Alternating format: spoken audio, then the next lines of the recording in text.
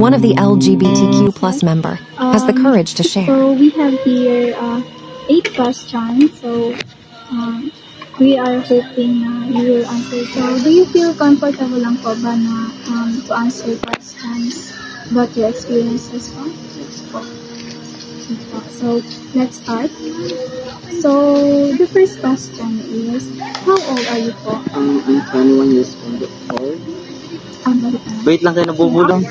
So, do you feel comfortable lang po ba na i-share ang mga questions about your experiences?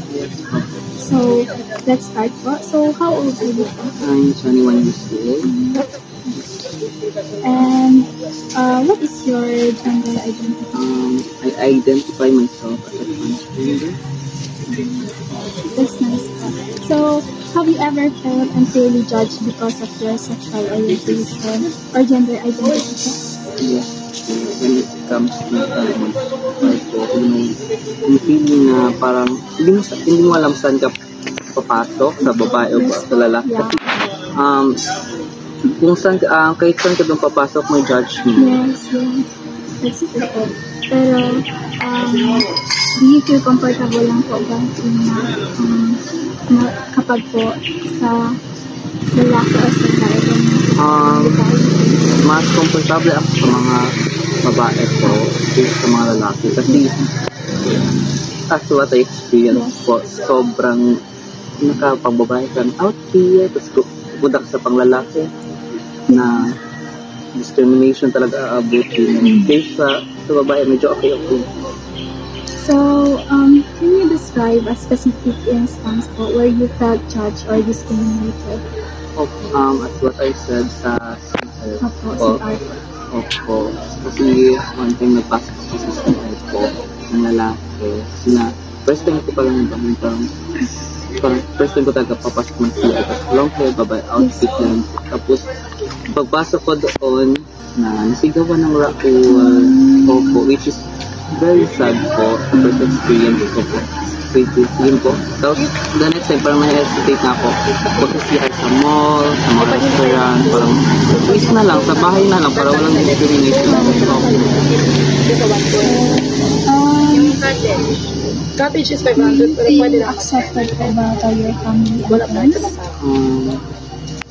Sa family po, at first, kasi my father po, homophobic before. Daming chika ng mga prakada niya sa akin na ito ko dapat marin sina deputado pampagid ko mo. Pero I try to be strong. Hindi ko yun pinakinggan. Opo. Tapos na-realize ko so eventually na-accept na lang niya ako. Opo. Eventually na-accept na lang niya ako kasi kasi anak niya. Pero ngayon so far so good. Support naman. Opo. So, how was societal judgment affected your mental health or well-being? Sobrang hirap po that. Alam mo na, but parang mag-dress ka ng pamukay sa public. That's very hard for me. Opo, tapos ma-discriminate. Raul, malamang ma-affect yung confidence mo. Parang next time, parang hindi na ako gamit ng ganito, parang ganyan, parang hindi na lang ako lalabas. Parang ganun dating sa isip ko, parang mas maganda na mag-stay sa bahay kasi yung confidence ko na-affect. Pati yung parang napipil mo, lahat ng tao nakatingin sa'yo kasi naiiba ka sa society. So, nakakawat ng confidence. Have you ever witnessed po others being judged, like, or discriminated against their LGBTQ? Yes. So, marami po. Hindi lang man. Katulad ko na experience ko yan. Magkasama ko na experience. Paminsan, mas madalas pa talaga yan. Kung hindi ka kagandahan or kaitsurahan, i-judge ko po. Parang physical lang. Try ko Raul. Sa Raul talaga yung number 1. This one Opo. don't mind Opo. Lesson din sa action talaga. Never mind lang. Yourself lang talaga. Hayaan mo sila. Salamat po for your time and for sharing po your experiences and for being brave po and showing up dito sa amin. Maraming salamat po talaga. One of a scholar beneficiary. First of all, I would like to introduce myself. My name is Franjil SDCom, and we have here Miss Aubrey SDCom to answer some questions of being a scholar student. So we would like to start. So, what was your biggest challenge as a student? So, the biggest challenge, it was financial kasi talaga. So, as a student, we encourage to deal with some financial responsibility. So we would like to find some opportunity to grab the scholarship program. So, we proceed for the next question.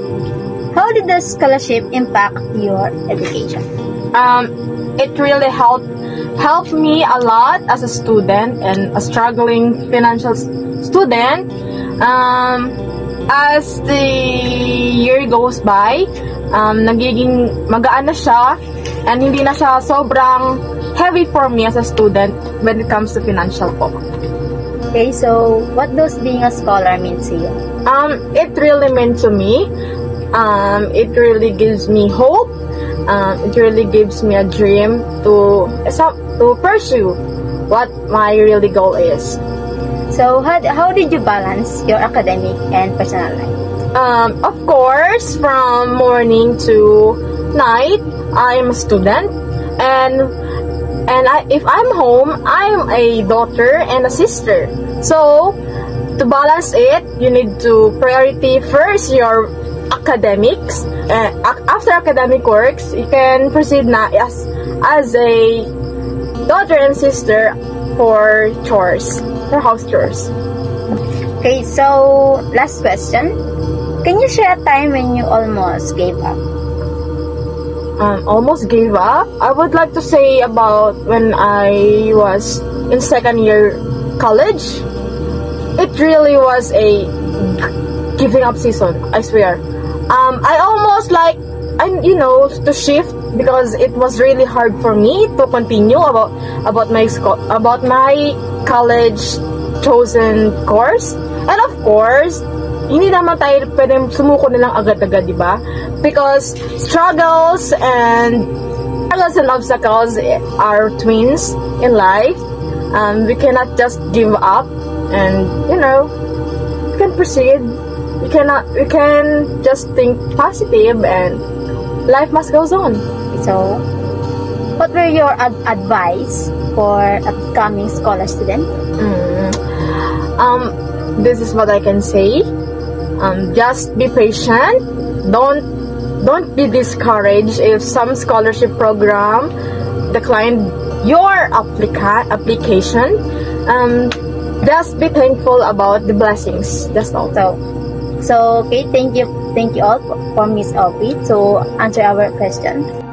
Sources from TikTok and ABS-CBN. Showtime. Paano napunta sa'yo o naiatang sa'yo yung pagiging breadwinner? Pang-ilan ka ba sa magkakapatid? Fourth po ako sa 6 na magkakapatid. 6 na magkakapatid, pang-4 ka. Bakit sa'yo naiatang Actually, ang obligasyon na maging breadwinner? Yung second eldest sister ko po talaga, siya po talaga yung unang breadwinner po sa family namin noon. Kaya lang po napagod na siya, so kailangan po na... Nagkaroon siya ng pamilya? Meron na rin po. Ayun, yun kasi di ba yung breadwinner pag nagkakaroon ng sariling pamilya, kailangan niya natutukan yung sarili niyang pamilya. Kaya kailangan maipasa yun dun sa kapatid. Sinong available. Pero bakit? Kasi pang-4 ka, may pangatlo pa. Meron bakit sa'yo agad napunta? Yung pangatlo po namin, ano po siya, outgoer, hindi po siya nag-stay sa bahay. Talagang adventurous po siya. Recently lang po, kakapanganak niya po sa third child niya. Hindi na po namin siya. May pamilya siya. May family. Hindi na sa po. Pero bakit nasa mga kapatid? Anong nangyari sa iyong mga magulang na dapat nagpo-provide para sa inyo? Yung father ko po ay wala na po siya. Then, sa totoo po, hindi po pare-parehas yung father po namin. Opo. Bale, sabihin na po na, anak po ako sa labas kasi. So, yung father ko po, nakita ko po siya nung bata ako. Pinapakita ko lang yung mga stars ko, mga medals ko sa kanya. Pero nung pumanaw na po siya, wala na po akong contact din sa family niya. Kaya po yun. Nalaman ko na lang po. Yung nanay mo naman? Nung 2016 po, way back, kasi nagpa-pageant po kasi ako noon. Nagpa-pageant po ako. Mahilig po ako mag-contest, sumali sa dance, ganyan po. Tapos, na-stroke po siya one time. Na-stroke po siya sa pagod. Then, 4 strokes na pala po yung nangyari sa kanya. Kailangan namin siya bantayan sa ospital. Ganun po. 2016 po yun. 2017, nagka-lupus naman po yung panganay namin ate. Lupus nephritis, kidney failure po siya. ano po yun, 4th year high school pa lang po ako noon. Wala pong magbabantay doon sa mga kapatid ko. Kasi yung outgoer ko po na ate, wala po sa bahay. Yung pangalawa po namin na ate, siya po yung nag-work. Yung panganay po, siya po yung may sakit. Yun po yung nangyari noon. Kaya kailangan tumulong ka sa pamilya mo kasi kung hindi, wala po kayong makakain, walang magbabantay, tsaka walang mag-aalaga. Kusa mong kinuha itong aplikasyon na ito? Na naramdaman mo na, ako na, kailangan kong tumayo, kailangan kong magkusa. Dahil kung hindi, magtutuloy-tuloy ang paglubog ng pamilyang ito. Dahil yung nanay mo, gustuhin niya man, hindi niya nakakayain dahil siya may karamdaman. Ang tatay mo ay wala na. Yung panganay mo, naaasahan mo sana, nagkaroon din ng karamdaman na malala. At bukod doon, meron pa siyang, may special child kang kapatid. Meron po. Nandito siya. Opo. At saka yung isa mong kapatid. Ay, ayun po sila, yung naka-pink po tsaka red. Nagtatakip po ng mukha. Nahiya po. Hi. Hi. So, sino-sino ang mga, ilan ang itinataguyod mo na family member? Nanay mo, ikaw, sino pa? Siya po, si Aliyah tsaka si Felicity, Maymay. Opo. Hello. So, ilan kang kapatid? Pang-anim po. Bunso. Nag-aaral ka ngayon? Opo. Tapos, tinutustusan ni Ana ang iyong pag-aaral? Opo. Nakikita mo naman yung ginagawa niya para sa'yo? Opo. Nag-uusap ba kayo ng ate mo? Opo. Anong mga pag-uusapan niyo minsan? Pag kaming dalawa po sa bahay na iiwan, nagkaka-heart to heart talk po kami minsan. Tapos, nag-open-open po kami sa isa't isa. Tapos, kung sinasabi po namin sa isa't isa yung kung ano po yung nararamdaman namin, na nahirapan po kami. Yung minsan po, yung may gusto po kaming sabihin sa isa't isa, pero nahihiya po kami sa, kahit sa family members po namin. Magkaharap ka. Pero minsan ba nagsasabi sa'yo na pagod na siya? Gusto niya na sumuko sa buhay? Opo. Ako po yung takbuhan, parang comfort po ng mga ate ko. Paano mo sila, paano pinalalakas ang loob ng mga kapatid mo pag nangihina sila? Nakikinig lang po ako sa kanila. Malaking bagay. Kasi nalalabas yes. Hindi kasi sa lahat ng pagkakataon kailangan may sabihin ka. Yung nandoon ka lang para makinig at makapaglabas sila ng damdamin, napakalaking bagay yun. Not all the time kailangan may gawin ka. You just have to be present to listen. Hindi nga lang. Ano yung mga pinagtatrabahuhan mo para ma-provide sa family? Pinagtatrabahuan ko po, una-una po yung rent po namin sa apartment, sa bahay po namin. Actually po, Magkano rent sa apartment? Ngayon, mahal na po kasi sa Cavite. Dati po ang rent lang po namin 6K. Nung lumipat po kami, 7.5 na po siya. Okay. Ano Kaya pa? mataas po. Yun po, bills, gamot, tubig, lahat po talaga. Bills. Opo. Bills. Pork and bills? Pagkain po. Pagkain, sagot mo Opo. din. Wala po kasi kaming ref. Kaya po ang nangyayari, ako po yung nagmamalengke, tsaka ako na rin po nagluluto para hindi po masayang. Bakit walang ref? Dahil walang ref kasi hindi nakabili o kasi may nagtatanong ko, bakit wala po kayong ref? Ang sagot niya, wala naman kaming ilalagay. Yeah. Yung iba naman, wala kayong ref, wala kaming pambili. Ikaw, anong dahilan ba't wala kayong ref? Wala pong budget pero kailangan marami pong ilagay. Ano pa? Lahat po talaga as in internet kasi kailangan po niya sa online class. Gamot ng nanay mo? Opo. Lahat tubig. Ang tuition niya? May government voucher po kaya nakakalimutan malaking bagay din government. Malaking tulong yun. Pangbaon at saka mga requirements. Napapagod ka? Opo pero sila yung motivation ko araw-araw. Kasi panggabi po yun. Oo. Actually, sorry po, emotional ako. Hindi, we understand. Kasi yun nga po, yung mga ate ko po, medyo may pagka-toxic po sila. Sorry po, hindi ko po inu-spot yung sa kanila, pero siguro nandito na rin ako para manawagan na huwag po tayo maging toxic sa mga kapatid nating maliliit. Huwag po nating iasa sa kanila yung responsibilidad na dapat nasa atin kasi tayo yung mas matanda, tayo yung mas malakas kaysa sa mga bata nating kapatid. May mga pangarap po sila na hindi nila matuloy kasi sila yung nagtuloy para sa atin. Anong nangyari po kasi nun, ito po si Felicity, si Aliyah, si Mama, nandun po sila nakatira sa apartment nila ate, yung panganay ko po. Pinalayas po sila dun. Nilabas po lahat ng gamit nila. Then nagka-training pa po ako dun sa work. Hindi ko po alam kung paano mangyayari kasi napakaliit po ng sahod ko nun. Ayun po. Kinuha ko na lang po sila. Kahit nagsisiksikan po kami parang sardinas. Ana, alam mo, mahalaga din na inaalagaan mo yung sarili mo. Paano mo ba inaalagaan yung sarili mo kahit pagod na pagod ka na? Hindi ko po alam. Siguro, tubig lang ako ng tubig. Bawal nga po sa akin kape. Yun po yung struggle ko po. Bawal ako ng kape. Tsaka napupuyat ka kasi yung duty mo ang hirap. Opo, sobra po. Kasi ang hirap sagutin nun. Sa dami ng obligasyon mo, tapos kakapiranggot ang kakayahan mo, paano mo paaalagaan ang sarili mo? Di ba? Ang dali na sabi, dapat alagaan mo ang sarili mo. Pero hindi ko alam kung paano yan sinasagot ng mga breadwinners. Yung tanong na paano pa nila naaalagaan ang sarili. Kasi yun yung pinaka-ultimate sacrifice nila eh. Yung sarili nila. Pinuhuli nila yung talaga sarili nila. Kaya, di ba, parang maiisip mo talaga, pag tatanungin mo nga ang breadwinner, yun ang laging sinasabi. Hindi nila alam. Pero yun yung pinakamahalaga. Hindi nila, nakakalimutan na nila kung paano alagaan ang sarili para sa pamilya. Kaya, yung pamilyang inaalagaan, dapat kayo ang mag-alaga dun sa nag-aalaga sa inyo. Yes. Paano natin sila inaalagaan? Paano natin sila kinakausap? Paano natin pinapahalagahan ang ginagawa nila sa atin? Paano natin napapangiti o napapasaya man lang yung mga breadwinner sa pamilya natin pagod na pag-uuwi? Yung parang yung pag-uwi, asikasuhin lang. Simpleng, pagkain, diba? Yun yung ginagawa ni Felicity, yung simpleng pakikinig. Hindi yung simpleng malaking bagay yun para kay Ana Maria na pinakikinggan siya. Si Ana Maria na pinakikinggan siya ni Felicity. Ibang breadwinner na pala. Si Ana Maria. Malaking bagay yun ha. Oo. Yung pagbibigay mo ng panahon para sa kanila, napakalaking bagay nun. Pero yun nga, hindi masama na minsan teka lang, ako naman muna. Kahit sandali lang, hindi masama yun. May It's not mag-alaga being din ako. selfish, it's being self-full. Okay, hindi masama yun. Okay. Oo. At like-share ko ito nung isang araw, yung nanay ko dati, nung hirap na siya sa buhay namin, kinukwento niya, kumakapit lang daw siya sa Pag-asa kasi nabasa niya raw sa Biblia na ang Panginoon daw ay aalagaan ang mga byuda. Totoo. Kaya umasa din kayo na ang Panginoon aalagaan ang mga breadwinners. Source from KMJS. Kapuso mo Jessica Soho. A domestic violence. One story is the case of Marie, a woman from Ipil, Zamboanga, Cebuque, who experienced physical abuse at the hands of her live-in partner, Greg. They met in a hospital. Marie started to work as a hospital volunteer, and Greg was on duty. They got along well, until they agreed to live together. It was then that Marie saw Greg's true colors. Maynatin talaga ang ulo. Tapos madaling mapakan. Tapos maliat lang na kiwento. Pinapalaki niya. Kahit hindi siya nakanam. Nananakit talaga siya. Bigla-bigla na lang namamalo. Marie said on KMJS.